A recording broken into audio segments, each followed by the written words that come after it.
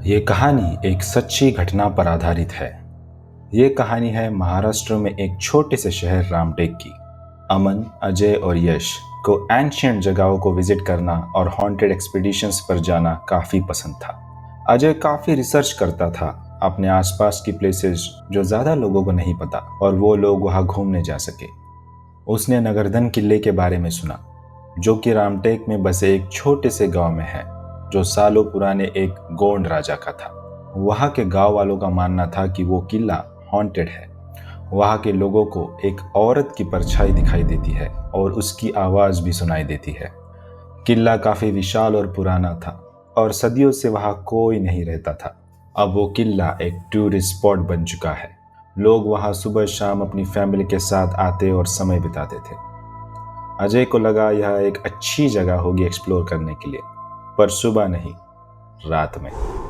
रात में वहाँ ठहरना पॉसिबल नहीं था, क्योंकि कैसल के गेट्स टूरिस्ट के लिए 6 बजे तक ही खुले रहते थे और फिर बंद हो जाते थे। ऐसे में उनका किले के अंदर रह पाना बहुत मुश्किल था। अजय, अमन और यश उस किले पर पहुंचे। शाम का समय था और अभी भी थोड़े टूरिस्ट उस कासल में घूम रहे थे। उन तीनों के अंदर जाते ही यश को एक बोर्ड नजर आया। उस पर लिखा था कि इस गवर्नमेंट प्रॉपर्टी पर विजिट टाइमिंग्स के अलावा ट्रेसपासिंग बिल्कुल भी अलाउड नहीं है। यह देखकर यश थोड़ा घबरा गया, क्योंकि उनका प्लान कुछ ऐसा था कि किले के अंदर जाते ही वो कहीं छुप जाएंगे और किला बंद होने तक वहीं रहेंगे, ताकि वो किला बंद होने के बाद भी अंदर ही घूम सके। कुछ ऐसा ही हुआ जब सिक्योरिटी गार्ड्स बचे कुछ टूरिस्ट को बाहर जाने के लिए कह रहे थे, क्योंकि किला बंद करने का टाइम हो गया था। गार्ड ने किला ऊपर ही ऊपर तलाशा और जब उसे लगा कि सारे लोग चले गए हैं, तो उसने बाहर जाकर मेन डोर बंद कर दिया। ये एक ही रास्ता था किले से आने और जाने का। ताला लगाने और गार्ड के घर के लिए रवाना होने की आवाज़ सुनकर अजय, अमन और यश उस पुरानी कोठी से बाहर निकले जहां वो छुपे हुए थे। रात होने लगी थी। उस किले में बड़ी बड़ी दीवारें थी, बड़े बड़े कमरे और नीचे काफ़ी सीढ़ियाँ, जो कहा जाती थी किसी को नहीं पता। उन तीनों ने अपनी टॉर्च निकाली और किले के अंदर से चक्कर लगाने लगे। एक अजीब सा सन्नाटा था, बस उन तीनों के चलने की आवाज़ आ रही थी। रात काफ़ी हो गई थी। वो तीनों दोस्त किले के बीच में एक खाली जगह पहुंचे। अब अमन घूम घूम कर बोर हो चुका था। उसने कहा, क्या यार अजय, तूने तो कहा ये किला हॉन्टेड है। यहाँ तो चूहों और मकड़ियों के अलावा और कुछ भी नहीं है। उस पर अजय बोला, मुझे तो लगता है ये कहानियां सिर्फ कुछ लोगों ने ऐसे ही बनाई होगी। चलो हम निकलते हैं यहाँ से। वो तीनों वहां से चलने ही वाले थे कि तभी उन तीनों की टॉर्च एकदम से बंद हो गई। उन तीनों के होश उड़ गए ये देखकर। यश डरते हुए बोला, ये कैसे हुआ? भाई मुझे कुछ ठीक नहीं लग रहा, अपन चलते हैं यहाँ से। अरे यार फट्टू, टॉर्च ही तो बंद हुई है, it's just a coincident. Ajay ने कहा। एक काम करो, मेरे पास लाइटर है, तुम कुछ लकड़ियाँ जमा करो, एक बॉनफायर लगाते हैं और चेक करते हैं क्या प्रॉब्लम है, ठीक है? कुछ देर बाद उन्होंने उसी ग्राउंड पर एक बॉनफायर जलाई और उसे घेर के बैठ गए। वो बातचीत कर ही रहे थे कि एकदम से ठंड बढ़ गई। तीनों दोस्त सर्दी से कांप रहे थे। वे तीनों बॉनफायर पे अपने हाथ सेक रहे थे कि तभी दूर से कुछ उड़कर सीधा उनके बॉनफायर पर आके लगा, जिससे सारी लकड़ियां बिखर गई। तीनों के होश उड़ गए ये देखकर कि जो चीज वहां पर आकर गिरी थी वो एक हिरन का कटा हुआ सिर था। ये देखकर वो काफी डर गए और हड़बड़ी में उठकर गेट की तरफ भागने लगे। भागते भागते अजय के पैर पे कुछ जोर से आके लगा और वो चिल्लाया। अमन और यश अजय के पास आए तो उसके पैर से खून निकल रहा था। उसके बाजू में एक पत्थर पड़ा हुआ था। यश ने वो पत्थर उठाया और यहाँ वहाँ देखा तो चांद की रोशनी में जो उसे दिखा वो देखकर उसकी जान जैसे हलक में आ गई थी। उसने देखा कि थोड़ी ही दूर एक बड़े से पत्थर पर कोई बैठा हुआ है। वो एक औरत थी जिसके लंबे बाल और बदन पर खून के निशान थे और उसके हाथ में सिर कटा हिरन था। वो हिरन खा रही थी। उस औरत ने अगले ही पल इन तीनों की तरफ देखा और जोर जोर से हंसने लगी। उन तीनों की जान बस अब हलक तक थी। अमन और यश ने अजय को उठाया और तीनों भागते हुए गेट तक पहुंचे। गेट बंद था और कई कोशिशों के बाद भी नहीं खुला। उन तीनों को उनकी मौत उनके सामने दिख रही थी। तभी अजय को गेट के थोड़ी ही दूर एक छोटी सी सुरंग दिखाई दी। उसे लगा इस सुरंग से बाहर निकला जा सकता है। वो तीनों किसी तरह उस सुरंग से किले से बाहर आए और भागने लगे। यश ने पीछे पलट कर देखा तो वही औरत किले के ऊपर खड़ी होकर उनकी तरफ ही देख रही थी। वो लोग दौड़ते हुए पास के गांव पहुंचे। वहां वे एक दुकान के पास जाके रुके और थोड़ी सांस लेने लगे। वो दुकान अभी भी खुली थी और वहां कुछ लोग भी थे। गांव के लोग इन तीनों को इस हालत में देखकर दंग रह गए और उन्होंने पूछा कि क्या हुआ है। अमन ने सारी बात बताई। ये सुनकर एक बूढ़ा इंसान हंसने लगा, जिस पर अमन ने गुस्से से कहा, आपको हमारी हालत पर हंसी आ रही है? उस पर उस बूढ़े आदमी ने बताया कि तुमने जो देखा वो उस किले की चुड़ैल है जो वहां सालों से रहती है। वो किले के आसपास वाले इंसानों को तो कुछ नहीं करती, लेकिन जो भी रात को किले के अंदर होता है, चाहे इंसान हो या जानवर, उसे जान से मार देती है। कोई नहीं जान पाया कि वो कौन है और वहां क्यों है। बस इतना ही जानते हैं कि वो खून की प्यासी है। ये सुनकर अजय, अमन और यश ने ये सोचा, अगर उस रात उस औरत के पास खाने को हिरन नहीं होता तो क्या।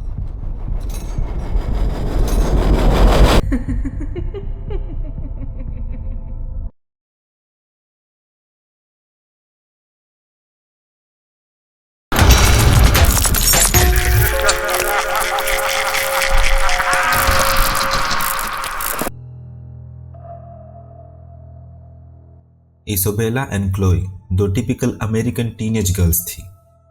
स्कूल के बाद वो अक्सर पूरा टाइम साथ में गुजारा करते थे। हॉरर मूवीज देखना, स्लीप ओवर करना, शॉपिंग करना और पार्टी करना उन्हें काफ़ी पसंद था। फ्रेंड्स के साथ घूमना और अपनी लाइफ एंजॉय करना, वो दोनों अपनी लाइफ से काफ़ी खुश थे। पर उन्हें क्या पता था कि उनकी तकदीर में कुछ और ही लिखा हुआ था। एक रात इसोबेला और क्लोई दोनों ने डिसाइड किया कि वो गर्ल्स नाइट आउट करेंगे। उन्होंने प्लान किया कि जब रात को उनके पेरेंट्स सो जाएंगे तो वो चुपके से अपने रूम से निकल के नाइट क्लब चले जाएंगे। इसोबेला ने अपने पेरेंट्स को गुड नाइट कहा और अपने रूम में सोने चली गई। जब उसे लगा कि सब सो चुके हैं, तब उसने अपना फ़ोन लिया और अपनी फ्रेंड क्लोई को कॉल किया और बताया कि उसे अगले गली के एक स्टोर के पास मिले। क्लोई ने एग्री किया और फ़ोन काट दिया। इसोबेला ने धीरे से बेडरूम की विंडो ओपन की ताकि किसी को आवाज़ ना आए और विंडो से बाहर निकलकर ड्रेन पाइप से नीचे स्लाइड किया। जब वो अकेले रोड से स्टोर की ओर जा रही थी, उसे एक स्ट्रेंज सी फीलिंग हुई कि उसे कोई देख रहा है। उसे ऐसा फील हुआ कि उसके बालों को किसी ने पीछे से टच किया। उसने जैसे ही पीछे देखा, वहां कोई नहीं था। जब वो स्टोर पे पहुंची तो वहां कोई नहीं था। उसने अपना फ़ोन निकाला और क्लोई को कॉल किया। ओके, मैं स्टोर के पास पहुंच गई हूँ, उसने कहा। जल्दी आओ वरना मैं वापस घर चले जाऊंगी। क्यों, क्या हुआ? क्लोई ने पूछा। पता नहीं यार, मुझे कुछ ठीक नहीं लग रहा है। कुछ तो सही नहीं है आज की रात। मुझे बैड वाइब्स आ रही हैं। चुप, तू बस अकेली है वहाँ, इसलिए डरी हुई है, क्लोई ने हंसते हुए कहा। बस 2 मिनट रुक, मैं पहुंच ही गई हूँ। इसोबेला ने फ़ोन रखा, पर उसे अभी भी कुछ सही नहीं लग रहा था। उसे कोई देख रहा था, वो श्योर थी। 5 मिनट बाद क्लोई वहाँ आ गई और वो दोनों नाइट क्लब चले गए। वो दोनों काफ़ी यंग थी नाइट क्लब्स के लिए, पर बाउंसर्स ने उन्हें आईडी के लिए नहीं पूछा और उन्हें काफ़ी आसानी से क्लब में एंट्री भी मिल गई। अंदर जाते ही सब कुछ भूल कर दोनों डांस करने लगे और कुछ लड़कों से फ्लर्ट भी कर रहे थे। करीबन रात के 3 बजे इसोबेला एक क्यूट लड़के से बात कर रही थी। वो लड़का इसोबेला से एटलीस्ट 10 साल से बड़ा था। सडनली उसका फ़ोन वाइब्रेट हुआ उसने फोन निकाला तो देखा कि एक टेक्स्ट मैसेज आया था जो कि उसके एक्स बॉयफ्रेंड एंथनी का था। उन्हें ब्रेकअप किए महीने हो गए थे। टेक्स्ट मैसेज में लिखा था, मुझे बाहर मिलो, तुम्हारे लिए एक सरप्राइज है। क्यूरियोसिटी में उसने आसपास देखा तो क्लोई किसी और लड़के से बात कर रही थी। सो बिना उसे कुछ कहे और बताए इsobella नाइट क्लब से बाहर आई। उसने कुछ स्टेप लिए ही थे कि उसे एक और मैसेज आया। उसमें लिखा था, मैं तुम्हें डंपस्टर के पास मिलूंगा। वो रास्ता काफी सुनसान था और वहां बस एक डीम लाइट जल रही थी। इsobella के दिमाग में सैकड़ों सवाल चल रहे थे। उसे अभी भी कुछ गलत लग रहा था, पर उसने खुद को कहा कि वो शायद कुछ ज्यादा ही सोच रही है। दूसरी ओर नाइट क्लब के अंदर क्लोई अपने फ्रेंड को ढूंढ रही थी। 15 मिनट वेट करने के बाद उसका सब्र टूट गया और पूरे नाइट क्लब में उसे ढूंढने लगी, पर उसे इsobella कहीं नहीं दिखी। उसने टॉयलेट्स भी चेक किए, लेकिन वहां भी कोई नहीं था। 3:30 बजे क्लोई को इsobella का मैसेज आया। उसने लिखा था कि मीट मी आउटसाइड नाउ, हरी। जब क्लोई बाहर गई उसे एक और मैसेज आया जिसमें लिखा था, I am around the corner over by the dumpster, some watch me sparkle. Chloe उस सुनसान पड़े रास्ते पर गई और उसे क्रॉस करते ही जब वो पलटी तो उसने जो देखा वो देख उसकी सांस जैसे रुक सी गई। उसका दिल मानो जम सा गया। इsobella पार्किंग लॉट में उसी डंपस्टर के पास लगे स्ट्रीट लाइट से उल्टी लटक रही थी। उसके पूरे बॉडी पे स्पार्कलिंग क्रिसमस लाइट्स लपटी हुई थी। नीचे जमीन पर खून ही खून पड़ा था। उसके शरीर पे कपड़ों के नाम पे बस उसके इनरवेयर्स ही थे और उसके पेट, पैर और चेस्ट पे काफी गहरे चाकू के कट्स थे। ये खौफनाक नजारा देखकर क्लोई की चीखें निकल गई और वो वहीं गिर गई और जोर जोर से रोने लगी। कुछ लोग जो नाइट क्लब के डोर पे ही खड़े थे उसकी रोने की आवाज सुन के भागते हुए आए और जब उन्होंने देखा कि इsobella की खून से लपटी हुई लाश वहां लटक रही है तो वो लोग भी काफी चौंक गए। पुलिस कुछ ही देर में वहां पहुंच गई और क्लोई से क्वेश्चंस करने लगी। क्लोई अभी भी उस सदमे से बाहर नहीं निकल पाई थी। फिर भी उसने रोते हुए पुलिस को सब कुछ बता दिया कि किस तरह वो लोग चुपके से घर से भागे थे और साथ में नाइट आउट करने क्लब आए। उसने उन सारे लड़कों को याद किया जिनसे उन्होंने क्लब में बात की थी। पुलिस ने क्लोई से पूछा कि उसे किसी पे शक है या कोई आइडिया कि कौन ऐसा कर सकता है, पर उसे कुछ समझ नहीं आ रहा था। जब पुलिस इंटरोगेशन कर रही थी, एक पुलिस ऑफिसर ने एक प्लास्टिक के बैग से खून से लटपट एनवलप निकाला। सुनो, ये एनवलप हमें तुम्हारे फ्रेंड के गले के अंदर मिला है। इसमें तुम्हारा नाम लिखा हुआ है, उस पुलिस ऑफिसर ने कहा और वो एनवलप क्लोई के हाथों में दिया। क्लोई ने डरते हुए वो एनवलप लिया और उसे खोला। उसमें लिखा था, अगर तुम अपने घर, अपने बेड पे ही रहते, जो कि तुम्हें इस टाइम होना चाहिए था, तो शायद ये सब नहीं होता। रात को ऐसा बाहर घूमना सेफ नहीं है, कुछ भी हो सकता है।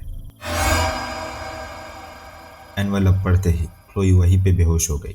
एम्बुलेंस में क्लोई को हॉस्पिटल ले जाया गया। जब क्लोई अगले दिन घर आई, वो अभी भी कांप रही थी। उसके पेरेंट्स ने बताया कि इsobella का एक एक्स बॉयफ्रेंड एंथनी को पुलिस ने मर्डर के चार्ज में अरेस्ट कर लिया है। कुछ दिन बाद उसे भी बेल मिल गई। उसका लाई डिटेक्टर टेस्ट लिया गया जिसमें वो पास हो गया। उसने बताया कि उसका फोन मर्डर के दिन ही चोरी हो गया था। पुलिस के पास कोई पक्का एविडेंस ना होने के कारण उसे छोड़ दिया गया। इsobella मर्डर केस आज भी अनसॉल्व मिस्ट्री बन के रह गई है। एंथनी के बाद कोई ट्रायल के लिए नहीं लाया गया। धीरे धीरे टाइम निकल गया और लोगों ने भी उस केस को भुला दिया।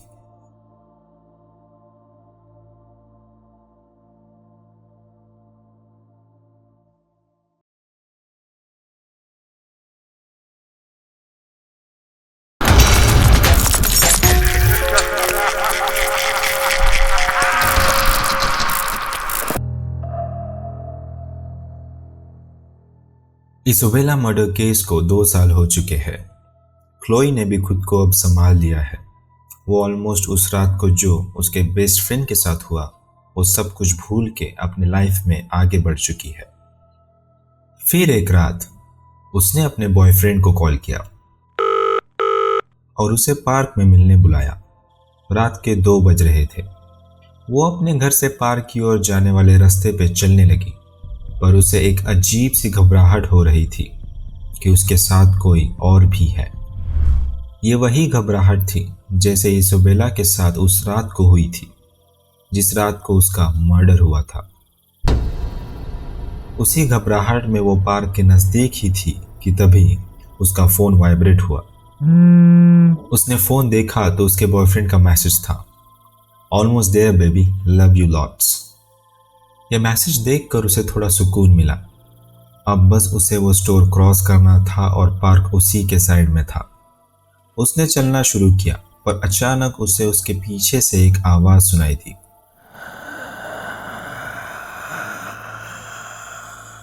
वो आवाज सुनते ही क्लोई तेजी से भागने लगी।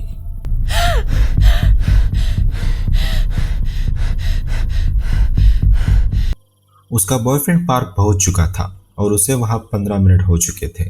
वो क्लोई का वेट कर रहा था।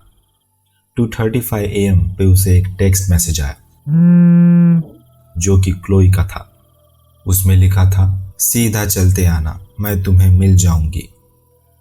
उसने वैसा ही किया जैसा टेक्स्ट में लिखा हुआ था। उसने कुछ ही कदम आगे बढ़ाए तो जो उसने देखा वो देख उसकी सांसें रुक गई। कुछ ही दूर एक पेड़ से क्लोई की खून से लपटी लाश उल्टी लटक रही थी और क्रिसमस ट्री लाइटिंग उसके चारों ओर लिपटी हुई थी। उसकी बॉडी से सारे कपड़े उतरे हुए थे। क्लोई के बॉयफ्रेंड ने तुरंत पुलिस को कॉल किया। पुलिस ने उसे पूरी रात इंटरोगेट किया। अगले दिन जब वो अपने घर आया तो उसने देखा कि उसके रूम में उसके स्टडी टेबल पे एक लेटर रखा हुआ था। उस पे खून के डब्बे थे। उसमें लिखा था, रात को चुपके चुपके घूमना सही नहीं है, किसी के साथ कुछ भी बुरा हो सकता है। काश मैं आपको बता पाता कि इसोबेला और क्लोई का मर्डर केस सॉल्व हो चुका है, पर ऐसा नहीं हुआ।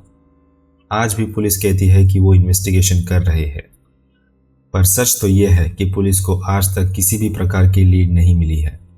काफी लोग उस मर्डर केस के बारे में भूल चुके हैं। ये मर्डर केसेस उस टाइम के हाई प्रोफाइल केसेस थे, पर एविडेंस की कमी के कारण पुलिस को उस केसेस में कोई भी हेल्प नहीं मिली। जो लोग उस केसेस में इन्वॉल्व थे वो सब कुछ भूल के अपने लाइफ में आगे बढ़ चुके हैं।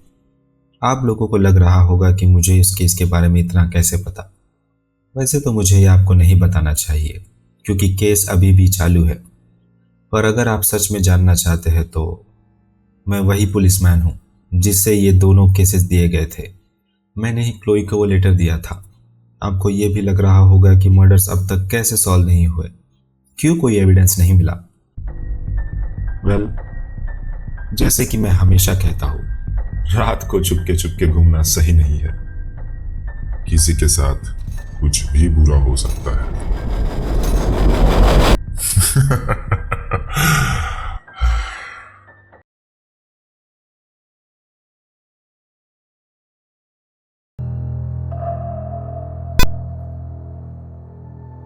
एक शाम की बात है, जब अवनी स्कूल से घर आई तो उसने देखा कि घर खाली है। घर में कोई भी नहीं था। उसकी मॉम ने फ्रिज पे एक स्टिकी नोट छोड़ा था जिसमें लिखा था कि उसके पापा आज ऑफिस से लेट आएंगे। उन्होंने ये भी लिखा था कि वो शॉपिंग के लिए बाहर जा रही है और उसके दोनों छोटे भाई क्रिकेट प्रैक्टिस के लिए गए हुए हैं। अवनी घर पे अकेली थी। उसने घर का फ्रंट डोर लॉक किया जस्ट इन केस। फिर उसने अपना फोन हॉल में एक टेबल पे रख दिया और चाबियां हुक पे लटका दी और ऊपर अपने कमरे में चली गई। वो अपने कपड़े चेंज करने के लिए कबर्ड के पास गई ही थी कि उसे एक नोट दिखा जो कबर्ड के ड्रॉवर से चिपका हुआ था। अवनी ने वो नोट लिया और पढ़ा। उसमें लिखा था, तुम्हारे घर में कोई है। उसने सोचा कि यह पक्का उसके छोटे भाइयों का कोई प्रैंक होगा, तो उसने वो नोट फेंका और कहा, अच्छा मजाक था गधो। वैसे क्या हुआ तुम दोनों को? तुम तो क्रिकेट प्रैक्टिस के लिए गए थे ना, जल्दी आ गए? पर कोई जवाब नहीं आया। मुझे पता है तुम दोनों यही कही हो, उसने चिल्लाते हुए कहा। अगर मुझे पता चला ना कि तुम मेरे सामानों के साथ कुछ छेड़छाड़ कर रहे हो तो तुम दोनों की खैर नहीं। अवनी नीचे किचन में गई और कुछ खाने के लिए ढूंढने लगी। उसने जब फ्रिज खोला तो उसने देखा कि वहां एक और स्टिकी नोट था। उसमें लिखा था, यहां कोई नहीं है, बस तुम और मैं। उसने नोट फेंका और कहा, चलो अब बहुत हुआ, चुपचाप से बाहर आ जाओ, मेरा मूड खराब हो रहा है अब। पर कोई जवाब नहीं आया। अवनी फ्रंट डोर की ओर गई और डोर ओपन करना चाहा, पर डोर लॉक था। वो पीछे मुड़ी ही थी ताकि दरवाजे की चाबी ले सके, पर जिस हुक पे उसने चाबियां लटकाई थी वो हुक खाली था। वहां से चाबियां गायब थी। अवनी ने हॉल पे पड़े टेबल पे देखा तो उसका फोन भी वहां से गायब था और टेबल पे एक और नोट चिपका हुआ था। उसमें लिखा था, तुम कहीं नहीं जा रही हो। अब तक अवनी डर चुकी थी। वो डर में भागते हुए टेलीफोन की ओर गई ताकि वो पुलिस को कॉल कर सके, पर जैसे ही अवनी ने टेलीफोन उठाया उसे डायल टोन सुनाई नहीं दी। उसने फोन का वायर देखा तो उसके होश उड़ गए। उसने देखा कि फोन के वायर्स कटे हुए हैं और वहां एक और स्टिकी नोट लगा हुआ है जिसमें लिखा था, कोई फोन नहीं, कोई पुलिस नहीं, कोई रास्ता ही नहीं। डरती संभलती अवनी बैकडोर की ओर भागी, पर जब उसने डोर हैंडल घुमाया तो उसे एहसास हुआ कि ये डोर भी लॉक्ड है। तभी उसने एक और नोट देखा जो कि डोर से चिपका हुआ था। उसमें लिखा था, ऊपर देखो। अवनी ने डरते हुए ऊपर देखा तो उसकी सांस रुक सी गई। उसके पैर सूखे पत्तों से कांपने लगे। उसने देखा कि उसकी कैट ऊपर सीलिंग से लटक रही थी। उसका शरीर आधे से कटा हुआ था और उसे बड़े कील से किसी ने सीलिंग से लटकाया था। वो डर से चिल्लाते हुए पास किसी खिड़की की ओर गई और खिड़की जोर जोर से मारने लगी, पर खिड़की का ग्लास नहीं टूटा। उसने देखा कि खिड़की पे एक और नोट चिपका हुआ था जिसमें लिखा था, तू वो ग्लास नहीं तोड़ सकती। डरी हुई अवनी सोचने लगी कि अब क्या करे। उसने सोचा कि उसे खुद को बचाने के लिए कुछ ढूंढना होगा, तो किचन की ओर भागी। पर जब उसने ड्रॉवर्स ओपन किए तो देखा कि वो सब खाली थे। सारे नाइफ्स वहां से गायब थे और उसके जगह एक और स्टिकी नोट था जिसमें लिखा था, बच्चों को शार्प चीजों से नहीं खेलना चाहिए। ये पढ़ते ही अवनी भागते हुए अपने रूम में गई और अंदर से दरवाजा बंद कर लिया। उसने क्लोजेट में, बेड के नीचे सब जगह चेक किया, वहां कोई नहीं था। उसने चैन की सांस ली। तभी अचानक उसके रूम का टीवी अपने आप चालू हो गया। आवाज काफी तेज थी और स्क्रीन पे बस स्टैटिक दिख रहा था। वहां एक और नोट चिपका हुआ था जिसमें लिखा था, फाइनली तुम वहां आ ही गई जहां मैं तुम्हें लाना चाह रहा था। अवनी को कुछ समझ नहीं आ रहा था कि वो क्या करे। वो जोर से चिल्लाने लगी, हेल्प, बचाओ। तभी उसकी नजर उसके लैपटॉप पे पड़ी। वो भागते हुए लैपटॉप के पास गई और उसे ओपन करके अपने बेस्ट फ्रेंड को मैसेज किया, हेल्प, ये कोई मजाक नहीं है, जल्दी से पुलिस को कॉल करो, मेरे घर में कोई है। कुछ देर बाद उसे सायरन्स की आवाज सुनाई दी। पुलिस अवनी के घर के बाहर रुकी और दरवाजा तोड़ते हुए घर में घुसी। उसमें से 2 ऑफिसर्स ने अवनी के बेडरूम का दरवाजा तोड़ा और देखा कि अवनी एक कॉर्नर में छुप के बैठी हुई थी। वो डर से कांप रही थी। पुलिस ने पूरा घर सर्च किया, ऊपर से नीचे, हर एक कॉर्नर और हर एक कैबिनेट, पर उन्हें वहां कोई नहीं मिला। जब पुलिस अवनी का इंटरव्यू ले रही थी, एक पुलिस ऑफिसर ने देखा कि अवनी के बैग पर एक स्टिकी नोट लगा हुआ था। पुलिस ऑफिसर ने वो नोट लिया और अवनी को दिखाया। उसमें लिखा था, मैं बस इतने ही करीब था तुमसे।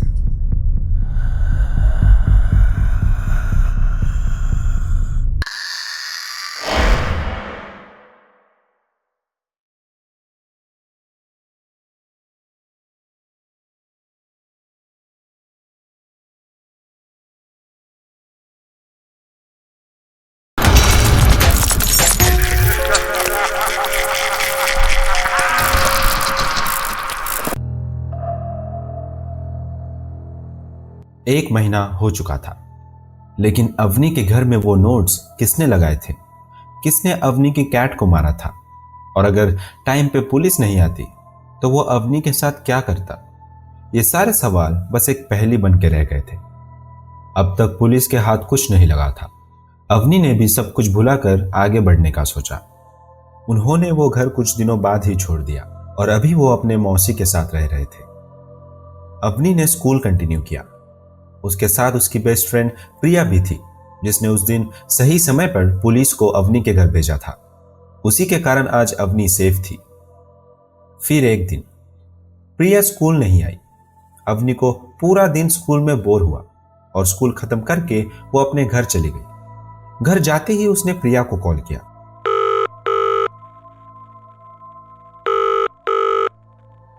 पर किसी ने फोन नहीं उठाया। प्रिया अपनी बड़ी बहन के साथ अकेले रहती थी। उसके पेरेंट्स दूसरे सिटी में काम करते थे। एक हफ्ता बीत गया पर प्रिया का अब तक कोई पता नहीं था। अपनी क्लास में बैठ के प्रिया के बारे में ही सोच रही थी कि शायद प्रिया और उसकी बहन अपने पेरेंट्स से मिलने गए होंगे, पर उसे बिना बताए प्रिया कभी नहीं जाती थी। अवनी इसी सोच में इतना गुम हो गई कि उसे क्लास में टीचर की आवाज भी नहीं आ रही थी, जो कि उसके सामने खड़े थे और उससे कुछ पूछ रहे थे। अवनी, हिस्ट्री टीचर ने चिल्लाते हुए कहा। कहाँ ध्यान है तुम्हारा? अवनी ने दचकते हुए जवाब दिया, सॉरी सर, वो मैं बस देखो, मुझे पता है तुम्हारे साथ जो कुछ भी हुआ उसे भुला देना इतना आसान नहीं है, पर तुम ब्राइट स्टूडेंट हो। अगर तुम इसी बात को पकड़ के बैठ जाओगी तो तुम्हारे ग्रेड्स कम हो सकते हैं। यस सर, बट मैं उस बारे में नहीं सोच रही थी, अवनी ने धीमी आवाज में कहा। अच्छा, तुम प्रिया के बारे में सोच रही होगी कि वो इतने दिनों से स्कूल क्यों नहीं आ रही, राइट? हिस्ट्री टीचर ने अवनी से कहा। हाँ सर। अरे, उसकी चिंता मत करो। 2 दिन पहले ही स्कूल अथॉरिटी को कॉल आया था कि उसकी मॉम की तबीयत कुछ ठीक नहीं है, इसलिए वो और उसकी सिस्टर सिटी से बाहर गए हुए हैं। कुछ दिनों में आ जाएंगे। इतना कहकर टीचर फिर से पढ़ाने लग गए, पर अवनी अभी भी यही सोच रही थी कि प्रिया ने उसे बताया क्यों नहीं। स्कूल छूटने के बाद अवनी ने डिसाइड किया कि वो खुद प्रिया के घर जाएगी और पता लगाएगी। अवनी प्रिया के घर पहुंची और उसने डोर बेल बजाई। कुछ देर बाद प्रिया की बड़ी बहन ने डोर ओपन किया। अरे अवनी, तुम? प्रिया कहाँ है? वो साथ नहीं आई तुम्हारे? प्रिया की बहन ने अवनी से पूछा। मेरे साथ? मैं कुछ समझी नहीं। आप लोग तो सिटी से बाहर थे ना 1 वीक से, अवनी ने कहा। तुम दोनों मेरे साथ मजाक कर रहे हो ना? प्रिया की बहन ने हंसते हुए कहा। प्रिया और तुम तो 1 वीक के लिए स्कूल ट्रिप पे गए थे ना? यह सुन के अवनी के हाथों से उसका बैग गिर गया।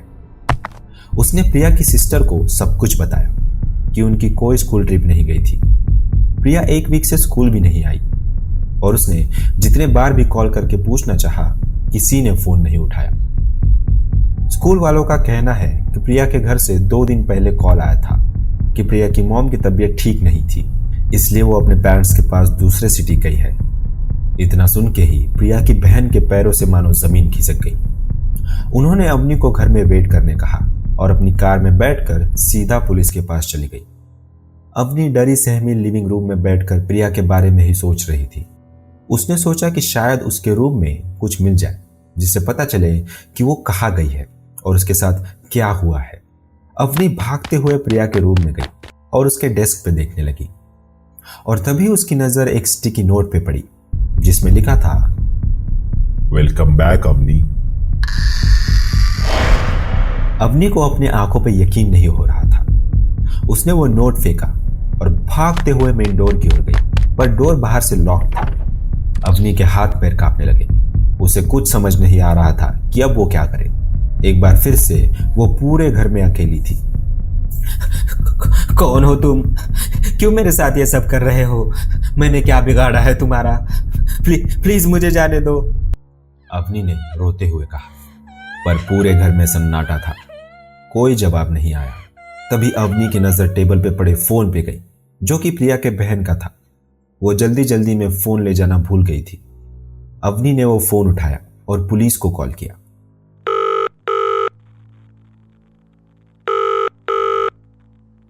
हेलो पुलिस स्टेशन, आगे से जवाब आया। अवनी ने डरते हुए कहा, हेलो पुलिस सर मैं अपने फ्रेंड के घर अकेली हूँ और यहाँ कोई मुझे मारना चाहता है। मेरी फ्रेंड भी 1 वीक से गायब है। प्लीज आप किसी को जल्दी भेज दीजिए, वो मुझे मार डालेगा। Hello hello. तुम घबराओ मत, हम बस अभी एक पुलिस की टीम को वहां भेज रहे हैं अवनी। अवनी को रियलाइज हुआ कि उसने तो अपना नाम पुलिस को बताया ही नहीं, तो उन्हें उसका नाम कैसे पता चला। हेलो, अवनी ने घबराते हुए कहा। कौन बोल रहा है?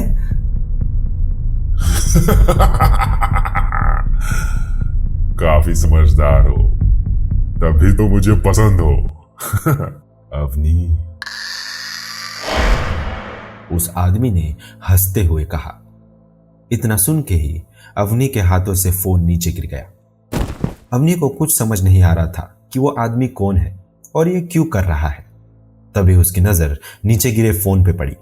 फोन के पीछे एक स्टिकी नोट लगा हुआ था जिसमें लिखा था, मैंने पहले भी कहा था, कोई पुलिस नहीं, कोई रास्ता नहीं। अवनी ने नोट पढ़ा और चिल्लाते हुए विंडो की ओर गई। वो विंडो ओपन करने की कोशिश करने लगी, पर विंडो ओपन नहीं हुई। विंडो के साइड में एक स्टैचू रखा था। उसने सोचा वो स्टैचू से विंडो तोड़कर बाहर निकल जाएगी। अवनी ने स्टैचू उठाया तो देखा कि स्टैचू के नीचे एक कटा हुआ हाथ रखा था जिसमें एक स्टिकी नोट था। अवनी वो हाथ देख मानो जम सी गई, क्योंकि वो हाथ वो अच्छे से पहचानती थी। उस हाथ के फिंगर में जो रिंग थी वो प्रिया की थी। अवनी नीचे गिर गई और जोर जोर से रोने लगी। उसने डरते डरते वो नोट देखा। उसमें लिखा था, इसी हाथों से प्रिया ने पुलिस को कॉल किया था ना।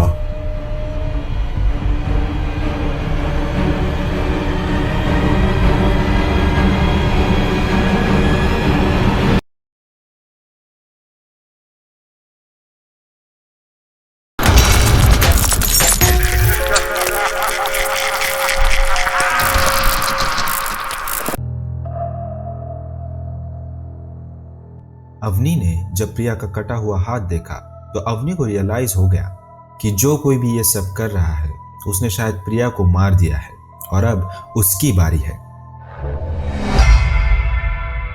जो नोट प्रिया के हाथ में था वो पढ़कर अवनी जमीन पर गिर गई और जोर जोर से रोने लगी। उसे कुछ समझ नहीं आ रहा था कि अब वो क्या करे, वो कहाँ जाए। तभी फ्रंट डोर की डोरबेल की आवाज सुनकर अवनी ने डोर की ओर देखा। शायद प्रिया की बहन घर वापस आ गई होगी। ये सोचकर अवनी उठी और भागते हुए डोर की ओर गई। वो दरवाजा खोलने ही वाली थी कि उसे रियलाइज हुआ कि डोर बाहर से बंद था, ना कि अंदर से। वो डरते हुए डोर के पास गई और पीप होल से बाहर देखना चाहा। जो उसने बाहर देखा वो देखकर अवनी सूखे पत्तों से कांप गई। बाहर पीप होल पे एक स्टिकी नोट था जिसमें लिखा था, अवनी अवनी अवनी, तुम रोया मत करो, कुछ आंसू बचा के रखो, अभी तो काफी कुछ देखना है तुम्हें। अवनी ने हार मान ली थी। वो वहीं बैठ गई और बस अपनी मौत का इंतजार करने लगी। तभी एक आवाज ने उसका अपनी ओर ध्यान खींचा। वो आवाज प्रिया की बहन के फोन की थी जिसमें एक मैसेज आया था। अवनी ने फोन उठाया और देखा कि एक अननोन नंबर से किसी ने एक फोटो सेंड की थी। जब अवनी ने फोटो डाउनलोड की तो फोटो में एक और स्टिकी नोट था जिसमें लिखा था, चलो एक गेम खेलते हैं, अगर तुम गेम जीत गई तो मैं तुम्हें जाने दूंगा। अवनी वो मैसेज पढ़ सोचने लगी कि वो आदमी जो कोई भी है उसे देख रहा है। उसने डरते हुए एक बार फिर से उस फोन से अपने घर पे कॉल किया।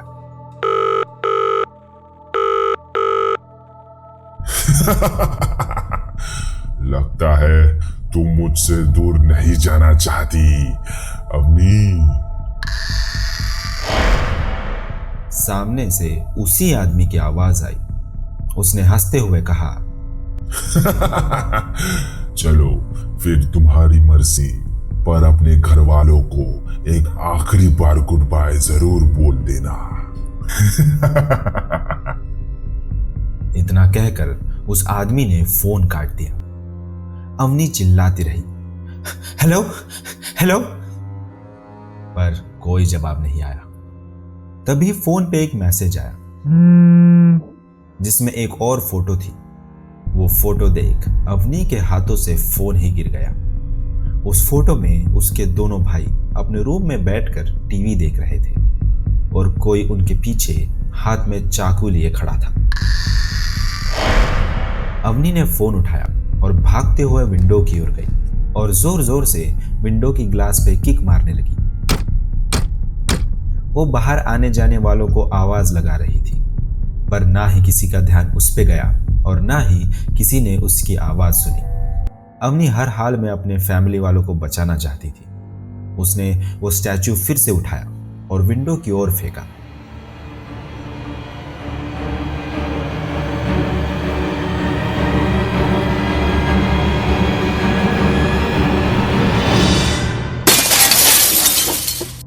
विंडो की ग्लास टूट गई। अवनी को जैसे यकीन नहीं हो रहा था। वो विंडो से बाहर आई और अपने घर की ओर भागने लगी। डरती संभलती वो अपने घर पहुंची तो देखा कि पूरा घर खाली था। ना तो उसकी मॉम उसे दिखाई दी, ना ही उसके भाई और ना ही उसकी मौसी। दिखाई दिया तो बस एक और स्टिकी नोट जिस पे लिखा था, तुमने आने में देर कर दी अवनी। अवनी वो नोट देखकर जम सी गई। वो घर से बाहर निकली और भागते हुए पुलिस स्टेशन की ओर गई। उसने पुलिस को सब बताया, उसके साथ जो कुछ भी हुआ और उसने प्रिया के घर जो कुछ भी देखा। अचानक वो रुकी और उसने प्रिया के बहन का फोन निकाला और वो आखिरी फोटो देखी जिसमें वो आदमी अपने हाथ में चाकू लिए उसके भाइयों के पीछे खड़ा था। अवनी ने फोटो ध्यान से देखी। उस आदमी के हाथों में जो टैटू था वो टैटू अवनी ने कहीं देखा था। वो आदमी कोई और नहीं बल्कि अवनी का हिस्ट्री टीचर था। चाहे स्कूल हो या स्कूल के बाहर, वो उसे हर जगह फॉलो करता था। उसी ने अवनी को झूठ कहा था कि प्रिया के घर से कॉल आया था और वही था जो घरों में स्टिकी नोट्स लगा रहा था। अवनी पुलिस के साथ सीधा स्कूल पहुंची, पर पूरे स्कूल में उन्हें वो टीचर नहीं मिला। पुलिस ने स्कूल से उस टीचर का एड्रेस निकाला और वो लोग सीधा उसके घर चले गए। पुलिस ने पूरे घर की तलाशी ली, पर घर में कोई नहीं था। पुलिस बस घर से बाहर निकल ही रही थी कि उन्हें बेसमेंट से एक आवाज आई। पुलिस ने बेसमेंट का दरवाजा तोड़ा तो उन्होंने देखा कि पूरे रूम में चारों तरफ बस अवनी की फोटोज लगी हुई थी और नीचे जमीन पे बस खून ही खून था और 4 लोग जमीन पे बेहोश पड़े थे, जिनके हाथ पैर बंधे हुए थे। वो अवनी की मॉम, उसके दोनों भाई और उसकी मौसी थी। उन सबको तुरंत हॉस्पिटल ले जाया गया और अवनी को पुलिस प्रोटेक्शन दी गई। पुलिस अभी भी हिस्ट्री टीचर और प्रिया की तलाश कर रहे हैं। अवनी और उसकी फैमिली ने वो सिटी छोड़ दी, पर आज भी अवनी को यही लगता है कि वो आदमी उसे देख रहा है और एक दिन वही आदमी उसे फिर से ढूंढ लेगा।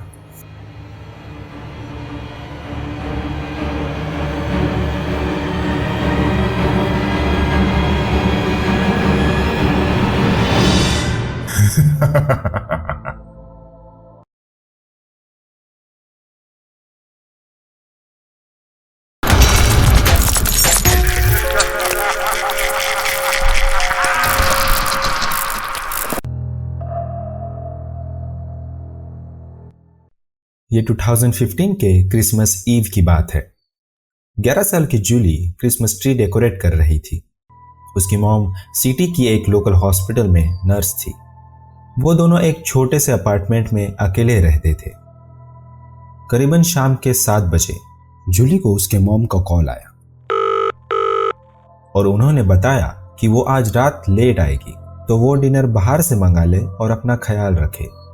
इतना कहकर उन्होंने फोन रख दिया। जूली फिर से अपने क्रिसमस ट्री को डेकोरेट करने लग गई। उसने कुछ कलरफुल क्रिसमस लाइटिंग ट्री के अराउंड लगाए।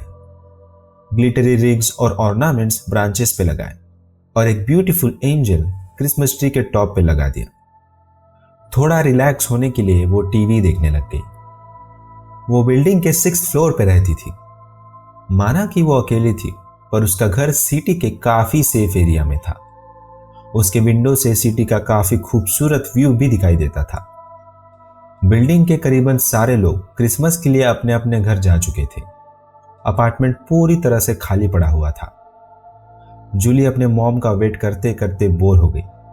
उसे काफी जोरों की भूख भी लगी थी। वो सोच ही रही थी कि कुछ खाने के लिए ऑर्डर करे कि तभी उसने उसके फ्रंट डोर पे एक अजीब सी आवाज सुनी। उसने टीवी बंद किया और ध्यान से सुना, पर पूरे घर में सन्नाटा था। फ्रंट डोर से कोई भी आवाज नहीं आ रही थी। वो उठी और अपने फ्रंट डोर की ओर गई और उसने पीप होल से देखा। उसने देखा कि बाहर एक आदमी रेड कलर की शर्ट पहने खड़ा था। उसने एक ब्लेजर शर्ट के ऊपर से पहना हुआ था जिसमें काफी होल्स थे और वो काफी गंदा और मैला था। उस आदमी की ग्रे दाढ़ी थी और उसने सर पे एक हैट पहनी हुई थी। उस आदमी ने दरवाजे पे जोर जोर से नॉक किया। काफी नर्वस और डरी हुई जूली ने दरवाजे के पीछे से कहा, कौन है? हो, मैं सेंटा क्लॉज हूँ। उस आदमी ने रिप्लाई किया। मुझे अंदर आने दो, बाहर काफी ठंड है और मुझे काफी जोरों की भूख भी लगी है। ये सुन जूली मानो जम सी गई। उसके हाथ पैर कांपने लगे। वो बेवकूफ नहीं थी। ये डरावना सा आदमी जो कोई भी था, पर यह कोई सेंटा क्लॉज नहीं है। मेरी मॉम इस वक्त घर पे नहीं है, उसने डरते हुए सहमी आवाज में कहा। प्लीज यहां से चले जाओ।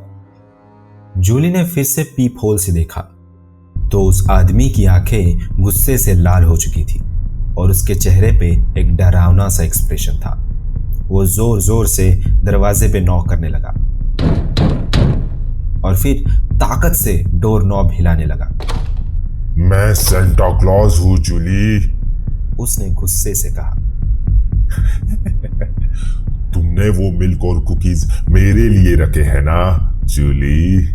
तुम्हें पता है ना सेंटा को मिल्क और कुकीज कितने पसंद है? जूली सूखे पत्तों की तरह सहम सी गई जब उसे रियलाइज हुआ कि उस आदमी को उसका नाम कैसे पता चला। अब वो आदमी दरवाजे पर जोर जोर से किक मारने लगा और फिर रुक गया।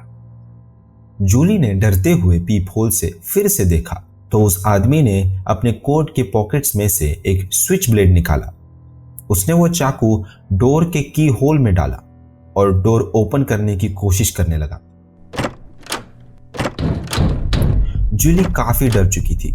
उसे कुछ समझ नहीं आ रहा था कि अब वो क्या करे। अगर तुम यहां से नहीं गए तो मैं पुलिस को कॉल कर दूंगी, उसने चिल्लाते हुए कहा। अचानक से दरवाजे पे दस्तक रुक गई। जूली बस अपने जगह पे डरी सहमी खड़ी थी।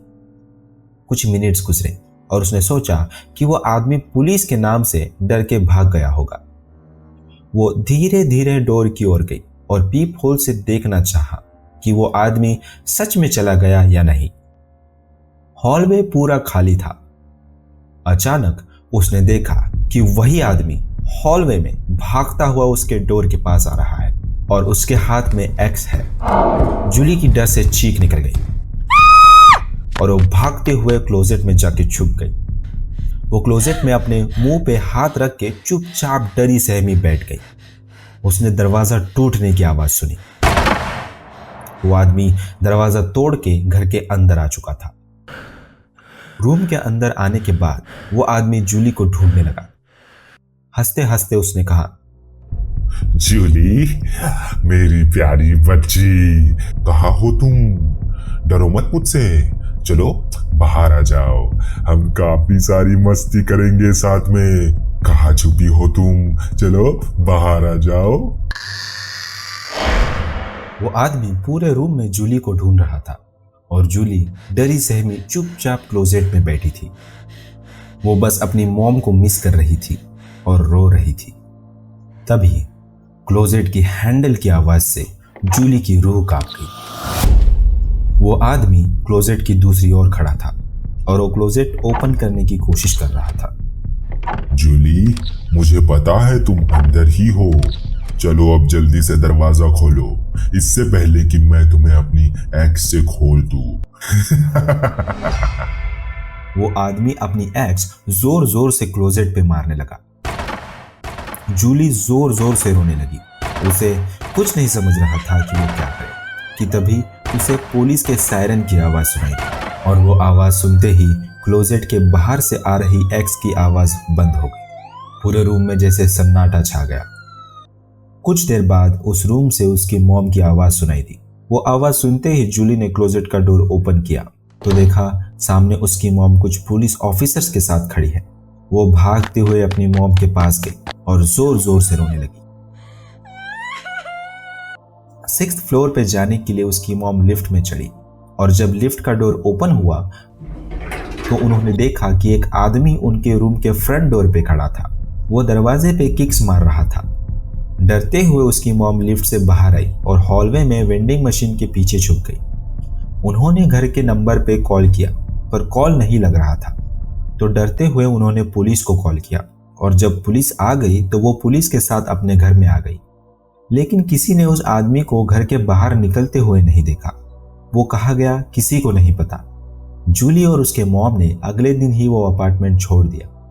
पर आज भी जब जूली हर क्रिसमस ईव को उस शाम के बारे में सोचती है तो कांप जाती है। अगर उसकी मॉम और पुलिस सही टाइम पे नहीं आते तो उसके साथ क्या होता।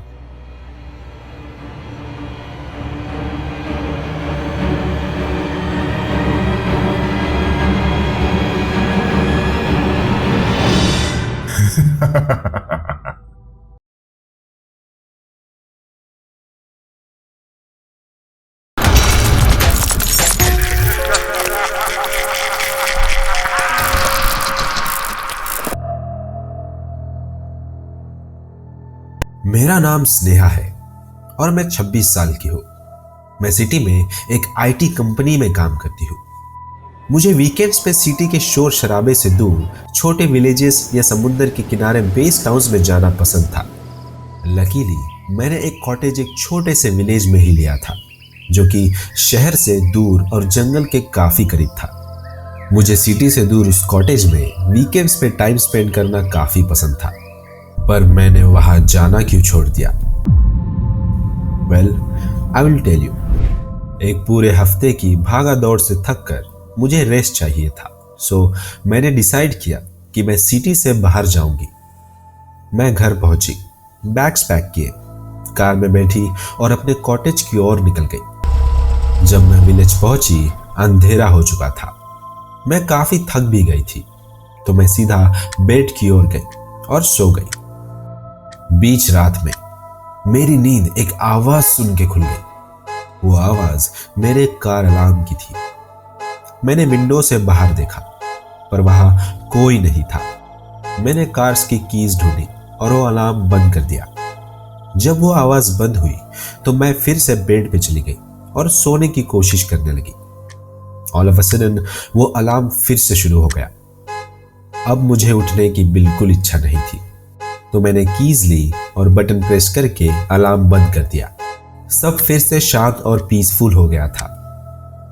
5 मिनट हुए होंगे कि अलार्म तीसरी बार बजा। 1 या 2 बार इंसिडेंटली हो सकता है लेकिन बार बार मुझे कुछ ठीक नहीं लगा। क्या कोई मेरे साथ इतनी रात को मजाक कर रहा है? ये सोचकर मैं इस बार अलार्म बंद करके सोने नहीं गई। मैं वही कर्टन्स के पीछे खड़े होकर विंडो से देख रही थी।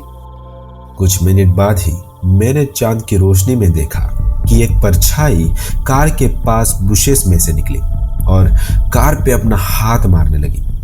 जैसे ही कार का अलार्म बजा वो परछाई तेजी से उस बुशेस पे वापस छुप गई। उस टाइम मुझे रियलाइज हुआ कि ये क्या हो रहा है और मैं डर से कांपने लगी। मैंने अलार्म बंद किया और वहीं खड़े रह गई। वो परछाई फिर से बुशेस में से निकली पर इस बार वो परछाई मेरे कंपाउंड के गेट के पास आई और गेट खोलने लगी। मेरा शरीर मानो डर से जम गया था। मैं चाहकर भी हिल नहीं पा रही थी। मैंने पूरी हिम्मत जुटाई और खुद को संभाला। वो क्या था? उसे मुझसे क्या चाहिए? वो मेरे घर के बाहर क्या कर रहा है? मेरे दिमाग में सवालों की लड़ी लिए मैं ऊपर के रूम में आई। मेरी बॉडी डर से कांप रही थी। मेरा मुंह बार बार सूखा पड़ रहा था।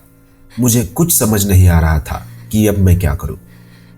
मैंने खुद को संभालते हुए खुद से कहा कि वो जो भी कुछ है मैं उसे अपने घर में नहीं आने दे सकती।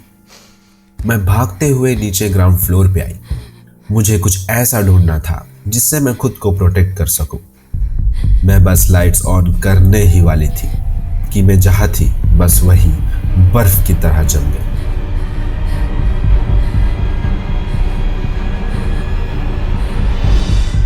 वो परछाई मेरे विंडो पे थी और वो जो कोई भी था विंडो से घर के अंदर देख रहा था। मैं जल्दी से सामने पड़े सोफे के पीछे छुप गई और मुझे रियलाइज हुआ कि वो कार का अलार्म मुझे परेशान करने के लिए नहीं बल्कि मुझे घर से बाहर निकालने के लिए था। मैं उस चीज से नजर नहीं हटा पा रही थी। उसका चेहरा इतना सफेद मानो शरीर में खून ही ना हो और वो झुर्रियां उसे और डरावना बना रही थी। उसकी बड़ी बड़ी काली आंखें मानो मुझे ही ढूंढ रही हो। पूरे चेहरे पे कटे हुए निशान और वो डरावनी सी हंसी जो देखकर किसी की भी रूह कांप जाए। उसकी सांसों की आवाज मैं अंदर रूम में भी सुन पा रही थी जो किसी इंसान की आवाज नहीं थी। मुझे पता था वो जो कोई भी है वो अंदर आने की कोशिश कर रहा है। कुछ समय विंडो से अंदर देखने के बाद वो वहां से चला गया।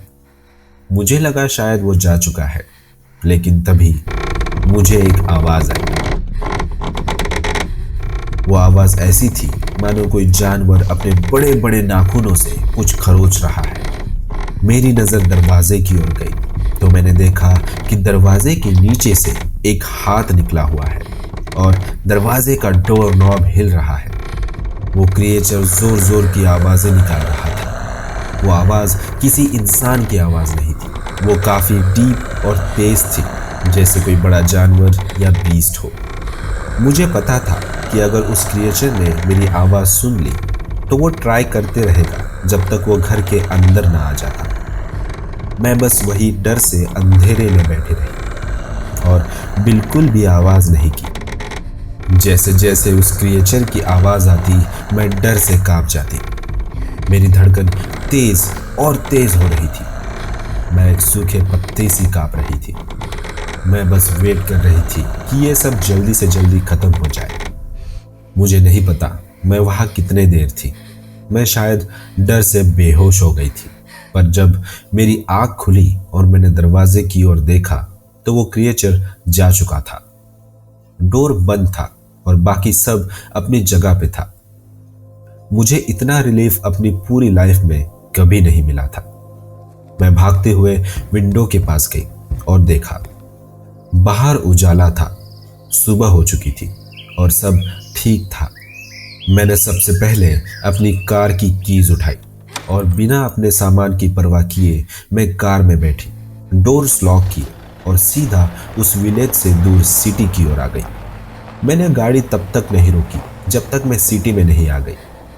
जब मैं अपने अपार्टमेंट पहुंची मैंने रेडियो ऑन किया और न्यूज़ सुनी। न्यूज़ रिपोर्टर ने कहा एक विलेज में 2 लड़कियों की बॉडीज मिली है। उनकी बॉडीज आधी खाई हुई पाई गई और कचरे के डब्बे में उनकी लाशें फेंक दी गई। मैं समझ गई थी कि उस क्रिएचर को जो चाहिए था वो उसे मिल गया।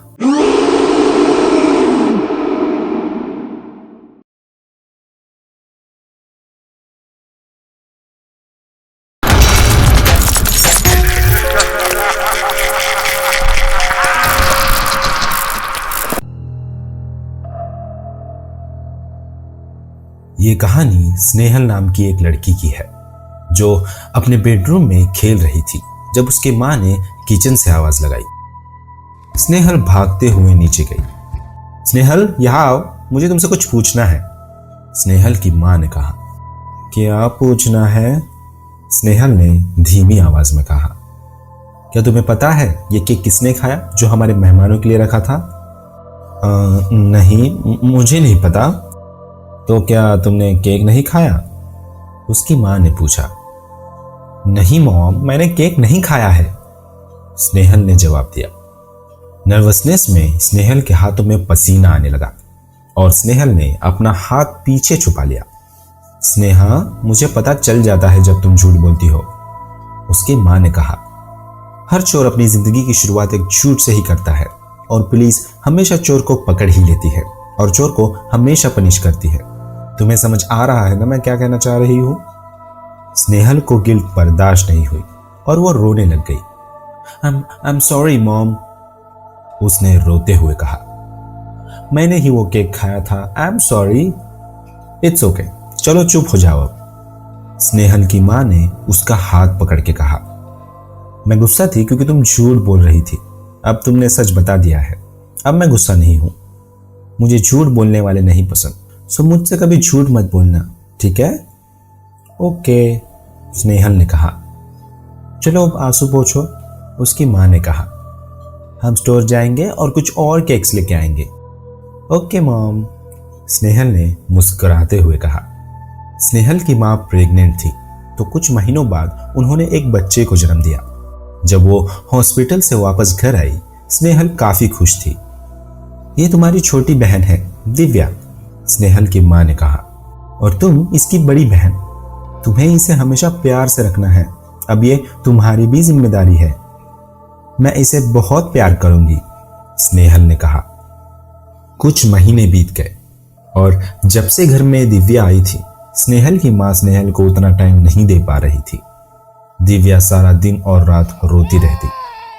स्नेहल को उसके रोने से काफी चिड़चिड़ा फील होता था और उसकी आवाज सह नहीं पाती थी।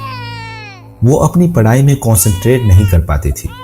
वो शांति से कुछ सोच भी नहीं पाती थी और उसी के चलते उसका सब्र टूट गया। मॉम, मैं पक गई हूं इसके सारे दिन रोने और चिल्लाने से, उसने चिल्लाते हुए कहा। मैं ना तो पढ़ाई कर पाती हूं ना कुछ सोच पाती हूं। क्या आप इसे चुप कराओगे? मैं और नहीं सह सकती। तुम्हें थोड़ा समझना होगा, उसकी मां ने जवाब दिया। दिव्या छोटी बच्ची है, तुम उसकी बड़ी बहन हो, पर आप हमेशा दिव्या के साथ रहते हो, स्नेहल ने रोते हुए कहा। आपके पास तो मेरे लिए टाइम ही नहीं है। मुझे आपके साथ टाइम स्पेंड करना पसंद है, आपके साथ स्टोर में जाना, पार्क में आपके साथ खेलने जाना, आपको कडल करके सोना। अरे तुम अब बड़ी हो चुकी हो ये सारे काम खुद से करने के लिए, उसकी मां ने कहा। तो चुपचाप से ये रोना बंद करो और सेल्फिश मत बनो। आई हेट यू, स्नेहल ने चिल्लाते हुए कहा और जोर जोर से रोने लगी। वो भागते हुए ऊपर अपने रूम में गई और दरवाजा बंद करके खुद को लॉक कर लिया। उस शाम उसने खाना खाने से भी मना कर दिया और सारी रात बस अपने रूम में दिव्या के बारे में सोच रही थी। उस रात स्नेहल ने एक अजीब सा परेशान कर देने वाला सपना देखा। उस डरावने सपने में वो अपने घर में चल रही है और चारों तरफ अंधेरा है। वो अपने मां के रूम में गई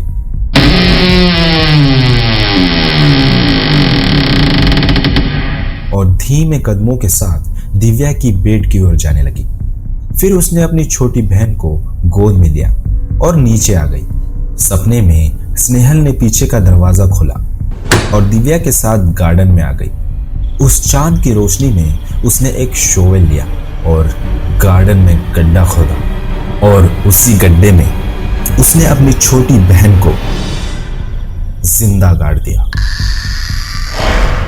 जब वो सुबह उठी, स्नेहल डर से कांप रही थी और वो पसीने से लथपथ थी। उसे उसके पेट में एक अजीब सी फीलिंग हो रही थी। वो डरावना सपना जैसे सच लग रहा था। वो काफी डर चुकी थी।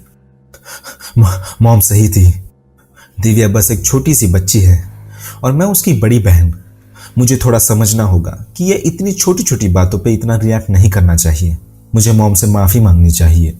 कि तभी स्नेहल की मॉम उसके रूम में भागते हुए आई। उनकी आंखों से आंसू मानो रुक ही नहीं रहे थे। स्नेहल, क्या तुम्हें पता है कि दिव्या कहाँ है? उन्होंने पूछा। जब मैं सुबह सो के उठी वो अपने बेड पे नहीं थी। क्या तुम्हें पता है वो कहाँ है? स्नेहल ने बस अपना सिर हिलाया। पक्का? उसकी मां ने चिल्लाते हुए कहा। तुम्हें सच में नहीं पता कि दिव्या कहाँ है? मेरी कसम खाओ। स्नेहल ने डरते हुए कहा। हाँ कसम से मुझे नहीं पता। ठीक है, उसकी मां ने कहा। चलो उसे ढूंढने में मेरी हेल्प करो। उन्होंने पूरा घर छान मारा, ऊपर से नीचे तक, पर उन्हें दिव्या कहीं नहीं मिली। वो अंदर बाहर हर जगह उसे ढूंढ रहे थे, पर वो बच्ची उन्हें कहीं नहीं दिखी। हार कर उसकी मां अपने घुटनों पे गिर गई और रोने लगी। दिव्या कहाँ चली गई? उन्होंने रोते हुए कहा। वो कहाँ हो सकती है? उसे तो अपने पैरों पर चलना भी नहीं आता। वो खुद से कैसे कहीं जा सकती है? स्नेहल के हाथों में पसीना आने लगा और उसने अपना हाथ पीछे छुपा लिया। स्नेहल तुम्हें कुछ पता है? उसकी मां ने चिल्लाते हुए कहा। स्नेहल तुम्हें पता है ना दिव्या के साथ क्या हुआ है ना? नहीं मॉम, स्नेहल ने कहा। मुझे कुछ नहीं पता। स्नेहल मैंने तुम्हें वार्न किया था कि मुझसे कभी झूठ मत बोलना। उसकी मां ने गुस्से से चिल्लाते हुए कहा। मैं झूठ नहीं बोल रही हूं, स्नेहल ने धीमी आवाज में कहा। मुझे पता चल जाता है जब तुम झूठ बोलती हो, उसकी मां ने चिल्लाते हुए कहा। बताओ मुझे वो कहाँ है? दिव्या कहाँ है? स्नेहल और गिल्ट नहीं सह सकती थी। स्नेहल ने विंडो की ओर देखा और गार्डन की ओर एक मिट्टी के ढेर की ओर इशारा किया। नहीं, उसकी मां ने रोते हुए कहा। ये सच नहीं हो सकता, भगवान के लिए बोल दो ये झूठ है। मॉम, स्नेहल ने रोते हुए अपने मां का हाथ पकड़ के कहा। मुझे छूना मत, उसकी मॉम ने चिल्लाते हुए कहा। तुमने दिव्या को मार डाला है ना? तुमने उसे इसलिए मार डाला क्योंकि तुम उससे जल रही थी। मैं ये नहीं करना चाहती थी मॉम, स्नेहल ने रोते हुए कहा। मैं ये नहीं करना चाहती थी। स्नेहल की मां को ये सुन के गुस्सा आ गया और उस गुस्से में उन्होंने स्नेहल को गले से पकड़ा और उसका गला दबाने लगे। वो बस गला तब तक दबाती रही जब तक वो थक नहीं गई। जब तक उन्हें होश आया काफी देर हो चुकी थी। स्नेहल ने किचन फ्लोर पे अपना दम तोड़ दिया। अचानक डोरबेल की आवाज आई। स्नेहल की मां उठी और दरवाजे की ओर गई। जब उन्होंने दरवाजा खोला तो उन्होंने देखा कि उनके नेबर बाहर खड़े थे और उनके हाथ में दिव्या थी। बहन जी, हमने इसे अपने घर के बाहर घूमते हुए देखा, उन्होंने कहा। शायद वो रात को बेड से बाहर आ गई होगी। चलो अच्छा ही हुआ कि हमें वो मिल गई, कोई बुरा हादसा होने से पहले।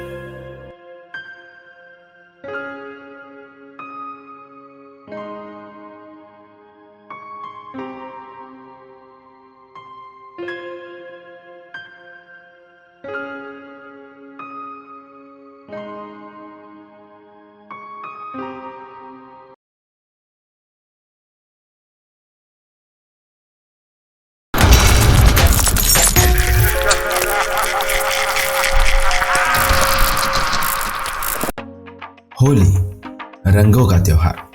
छोटे हो या बड़े, बुढ़े हो या जवान, हर किसी को ये त्योहार पसंद है और काफी धूमधाम से खेला जाता है। राजेश और विक्की भी काफी एक्साइटेड थे। दोनों एक ही कंपनी में काम करते थे और साथ में एक ही अपार्टमेंट में रहते थे। उनके ऑफिस के कुछ दोस्तों ने मिलकर प्लान किया कि वो लोग एक फ्रेंड के फार्म हाउस पे होली सेलिब्रेट करेंगे। अगले दिन होली का दिन था।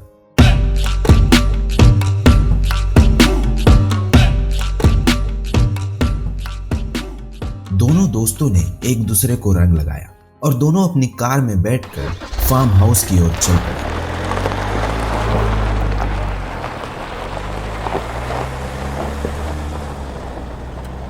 फार्म हाउस पे पहुंचे तो देखा वहां पार्टी ऑलरेडी शुरू हो चुकी थी। तो बिना कोई समय गवाए राजेश और विकी भी पार्टी एंजॉय करने लगे।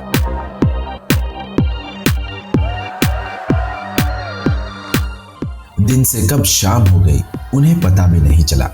धीरे धीरे लोग अपने घर की ओर निकल गए बचे तो सिर्फ कुछ गिने चुने दोस्त। यार विक्की, राजेश ने कहा।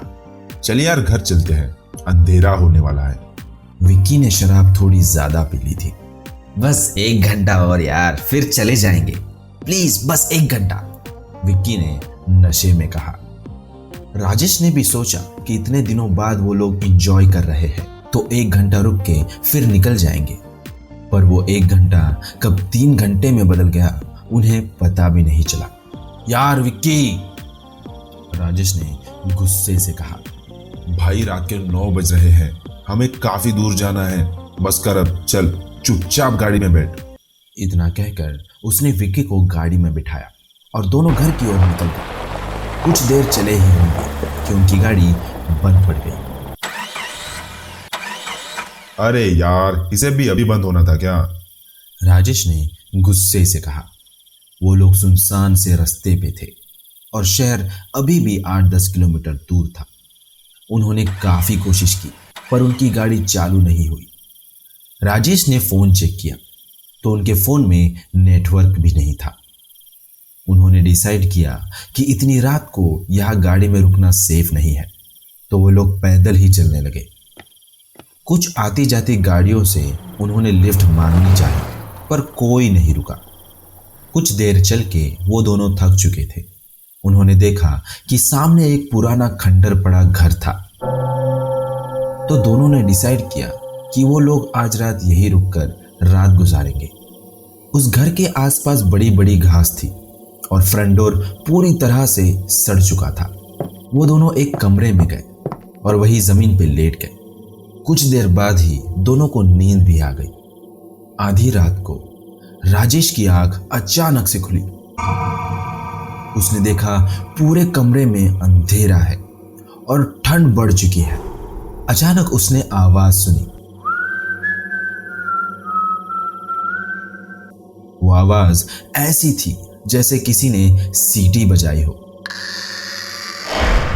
तभी उसने नोटिस किया कि विकी एक दीवार की ओर मुंह करके खड़ा है और वो सीटी की आवाज सुन रहा है। उसके चेहरे पे एक अजीब सी मुस्कुराहट थी। वो धीरे धीरे उस आवाज के पीछे जाने लगा। सीटी की आवाज धीरे धीरे बढ़ने लगी। राजेश चाह के भी उसके दोस्त को आवाज नहीं लगा पा रहा था। वो चाहता था कि उसे रोक ले, पर चाह के भी उसके गले से आवाज नहीं निकल पाई और देखते ही देखते विकी अंधेरे में गुम हो गया। पूरे घर में मानो सन्नाटा सा छा गया। फुटस्टेप्स की आवाज भी बंद हो चुकी थी। वो बस उसके दोस्त का वेट कर रहा था। तभी उसने एक डर से भरी चीख सुनी जो पूरे घर में गूंजने लगी। वो चीख सुन राजेश के हाथ पैर कांपने लगे। वो यहाँ वहां देखने लगा कि तभी वो फुटस्टेप्स की आवाज फिर से सुनाई देने लगी। उसने देखा कि उस अंधेरे कमरे से कुछ बाहर आ रहा था। उसने देखा कि वो हाथ उसके फ्रेंड विकी का ही है। वो धीरे धीरे पास आ रहा था। तभी उसकी नजर विकी के दूसरे हाथ पे पड़ी। उस हाथ में एक कुल्हाड़ी थी जिस पर खून लगा हुआ था। चांद की रोशनी में जब राजेश ने विकी का फेस देखा तो उसके शरीर में जैसे खून जम सा गया। उसकी सांसें मानो रुकने का नाम नहीं ले रही थी। विकी के सर पे एक गहरी चोट लगी थी और उसके पूरे चेहरे पे खून ही खून था। उसका स्कल जैसे 2 हिस्सों में कट गया हो। राजेश ने अपनी सारी हिम्मत जुटाई और भागते हुए उस घर से बाहर आया। वो बस अंधेरे में भागता रहा, उस घर से जितना दूर हो सके उतना। वो बस भागे जा रहा था। उसे बार बार ऐसा लग रहा था कि उसके पीछे उसका दोस्त वो खून से लथपथ कुल्हाड़ी लेके उसका पीछा कर रहा है। वो तब तक भागता रहा जब तक वो पूरी तरह से थक के जमीन पर गिरकर बेहोश नहीं हो गया। जब उसकी आंख खुली, सुबह हो चुकी थी। वो उठा और पुलिस स्टेशन तक जैसे तैसे पहुंचा। उसने पुलिस को वो सब कुछ बताया जो उसने देखा। पुलिस के साथ वो लोग उस पुराने घर में वापस आए। राजेश की आंखों में अभी भी एक डर था कि उसे पता नहीं क्या दिख जाए। पुलिस ने दरवाजा खोला और अंदर देखा। अंदर देखते ही राजेश अपने घुटनों पर गिर गया। उसने देखा कि विकी फ्लोर पे गिरा पड़ा है और उसके आजू बाजू बस खून ही खून है और उसका स्कल जैसे 2 हिस्सों में बट गया है। उसके हाथ में अभी भी कुल्हाड़ी का हैंडल है और उस कुल्हाड़ी का ब्लेड फ्लोर पे आधा गड़ा हुआ है और वो वही जगह थी जहां रात को राजेश ने अपना सिर रखा था जब वो सोया था। पुलिस ने पूरा घर ऊपर से नीचे देखा पर उन्हें उस घर में कोई और नहीं मिला। राजेश ये सोचकर कांपने लगा, उसकी नींद समय पर नहीं खुली होती तो उसके साथ क्या होता।